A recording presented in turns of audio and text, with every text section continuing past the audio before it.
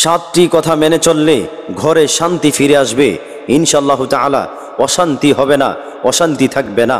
এক নম্বর হচ্ছে পরিবারে সালামের প্রচলন করা, সব সময় সালাম দেওয়া, ছোট বড়কে সালাম দেওয়া, বড় ছোটকে সালাম দেওয়া।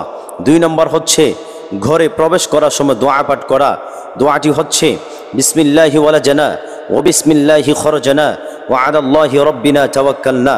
তিন নম্বর হচ্ছে যখন আপনি ঘরের মধ্যে খাবার খাইবেন, খাবার খাওয়ার সময় প্রথমে বিসমিল্লাহ পরে খাবার শুরু করবেন, তারপর বলবেন বিসমিল্লাহি ওয়া আলা বারাকাতিল্লাহ। তারপর খানার শুরুতে দোয়া পড়তে ভুলে গেলে আপনি পাঠ করবেন বিসমিল্লাহি আউয়ালাহু ওয়া আখিরা। চার নম্বরে হচ্ছে ওই ঘরের মধ্যে সূরা বাকারা তেলাওয়াত করবেন। যেই ঘরের মধ্যে সূরা বাকারা তেলাওয়াত করা হয় ওই ঘরের মধ্যে শয়তান থাকে না, শয়তান থাকে না।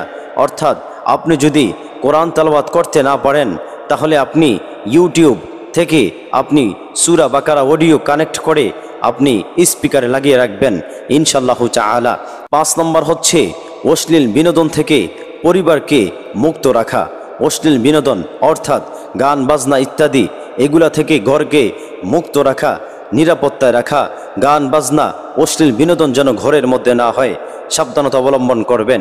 ছয় নম্বরে ঘরে যেন কুকুর যেন ঘরে প্রবেশ না করে সাবধানতা অবলম্বন করবেন।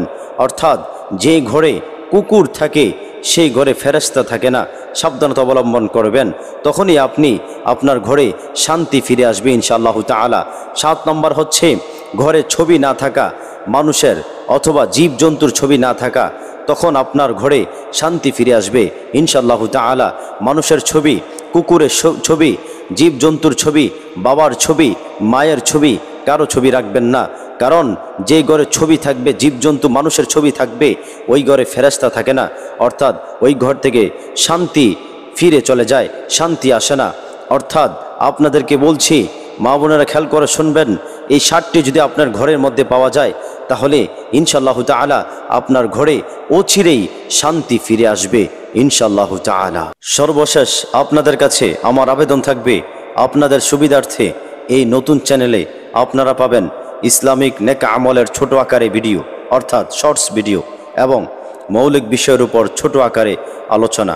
তাই আমাদের নতুন চ্যানেলটি সাবস্ক্রাইব করে পাশে থাকবেন। ধন্যবাদ।